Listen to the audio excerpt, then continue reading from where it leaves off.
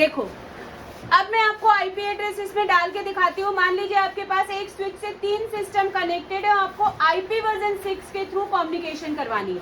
ठीक है, मैंने यहाँ पे देखिए सिस्टम ओपन किया, यहाँ पे देखिए IPv6 कॉन्फ़िगरेशन मैंने कैसे कहा था 3 तरह से कॉन्फ़िगर किया जा सकता है। ठीक है, DHCP, ऑटो कॉन्फ़िगर और स्टैटिक। स्टैटिक यानी मैनुअल कॉन्फ़िगरेशन, ऑटो कॉन्फ़िगरेशन यानी मैक एड्रेस के थ्रू जो हम कॉन्फ़िगरेशन करते हैं, और DHCP यानी आप DHCP v6 के थ्रू कॉन्फ़िगर कर सकते हो।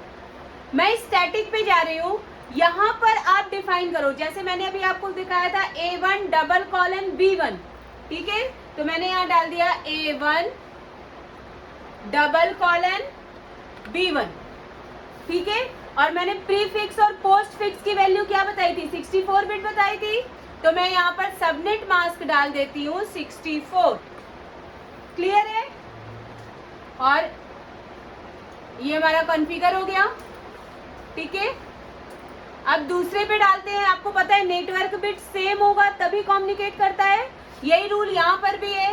डेस्कटॉप पे गए आईपी वर्जन 6 के अंदर, यहाँ पर डाला A1:, अब यहाँ पे मैंने C1 कर दिया। ठीक है,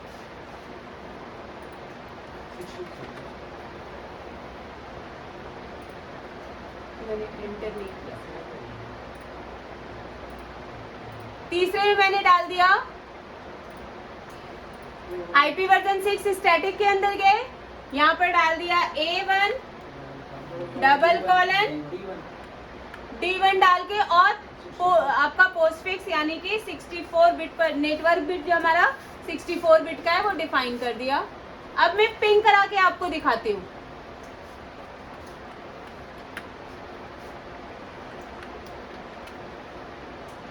पहले भी हमने डाला था B1,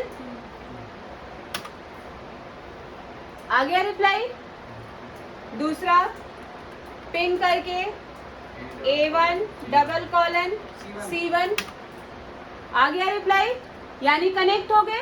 यानी स्टैटिक आईपी एड्रेस जो मैंने अभी आपको बताया कि लीडिंग जो सीक्वेंसिंग 0 है उसको हम डबल कॉलन से एलिमिनेट कर सकते हैं, वो क्लियर हो गया। ठीक है, एक क्वार्टर के अंदर आप 4 कैरेक्टर भी लिख सकते हो, लेकिन अगर लीडिंग 0 है तो उसे एलिमिनेट करके हम नॉर्मल नंबर्स भी लिख सकते हैं। अब मैं ऑटो कॉन्फ़िगरेशन वाला जो ऑप्शन है वो भी आपको यहाँ पे दिखाती हूँ। ऑटो कॉन्फ़िगरेशन का मतलब क्या है, ये देखो, मैं ऑटो कॉन्फ़िगरेशन को ऑन कर रही हूँ। ये देखिए, अभी स्टैटिक दिया तो स्टैटिक में क्या था कि हमने खुद से डिफाइन किया था कि कौन कौन से एड्रेस होंगे। अब मैं ऑटो कॉन्फ़िगरेशन पे गई तो इसने अपने से IPv6 एड्रेस की एक रिक्वेस्ट जनरेट करेगा। ठीक है, ये देखिए हाइड हो गया। ये जो एड्रेस है लिंक लोकल एड्रेस, ठीक है, इसे मैं कॉपी कर लेती हूँ। ये देखिए, और मैं दूसरे पीसी पर जा रही हूँ, वहां पर भी ऑटो कॉन्फ़िगरेशन मैंने ऑन कर दिया। आ गया इसके पास भी एक एड्रेस अपना लिंक लोकल एड्रेस, और इसके पिंग, और जो मैंने अभी ऑटो कॉन्फ़िगरेशन का एड्रेस लिया है वो पेस्ट कर दिया।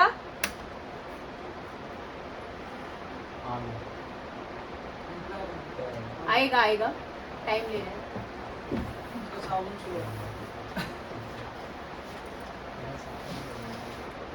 नहीं थे।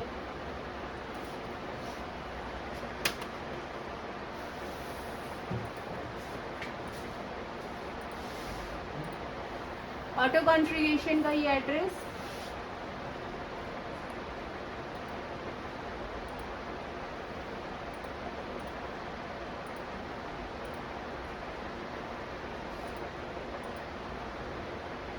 रिप्लाई आ गया था, देखिए लास्ट को। वो पैकेट ट्रेसर आपका रिफ्रेश होने में टाइम ले रहा है। ठीक है, तो link local address auto configuration के थ्रू खुद ब खुद डिफाइन हो जाता है, और कैसे डिफाइन होता है ये भी हम आगे सीखेंगे। ठीक है, हर की रिजर्व सीक्वेंसिंग है और हर चीज रिजर्व है। जैसे आईपी वर्जन 4 आपको क्लियर हो गया है, वैसे 6 भी हो जाएगा। तो आपका ये हो गया। और DHCP क्या होता है वो आप ऑलरेडी पढ़ चुके हो कि आपका एक सर्वर होता है जो आपके सिस्टम्स में आईपी देता है ना। तो मैंने इसको भी लिंक लोकल पे डाल दिया, और यहाँ से भी कॉम्प्लिकेट करके देख लेते हैं।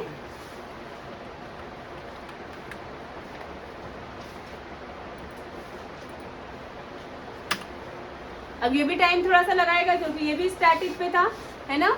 तो उसके बाद जब ये इसके पास लिंक लोकल एड्रेस डिफाइन हो जाएगा तो वो स्पेसिफिक जितने भी लिंक लोकल एड्रेस लैन के अंदर अवेलेबल हैं सब एक दूसरे से कम्युनिकेट करेंगे। एक चीज ध्यान से देखिए कि सारे लिंक लोकल एड्रेस की स्टार्टिंग क्या है, FE80 है ना।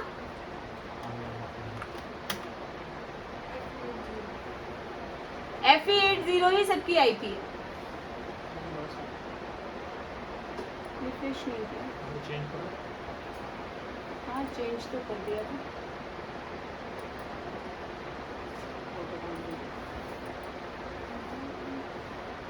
दो बार में आया, ये देखिए आ गया रिप्लाई, ठीक है। तो लिंक लोकल एड्रेस आपके लैन में सबको कम्युनिकेट कर सकता है, वैन पे नहीं है, वैन पे भी। यहाँ पर जितने डिवाइसेज है सबके पास ऑटो कॉन्फ़िगरेशन का एड्रेस जरूर होता है। अगर मैं एक सिस्टम निकाल के दिखाऊं आपको, एक सिस्टम आप रखे, इसको ओपन किया, देखिए अभी ये स्टैटिक पे कॉन्फ़िगर है तो भी लिंक लोकल एड्रेस जरूर है उसके पास। यानी हर पीसी के पास एक लिंक, यानी आपके जितने भी डिवाइसेस नेटवर्क में आ रहे हैं उनके पास अपना लिंक लोकल एड्रेस जरूर होगा। अगर आप स्टैटिक एड्रेस दे देते हो तो उसके पास दो एड्रेस हो जाएंगे, स्टैटिक एड्रेस और लिंक लोकल एड्रेस, या DHCP और लिंक लोकल एड्रेस, और केवल लिंक लोकल एड्रेस से भी आप कम्युनिकेट करना चाहोगे तो वो कर सकते हैं, ठीक है। तो इस तरह से आप लिंक लोकल एड्रेस के थ्रू भी कम्युनिकेट कर सकते हैं।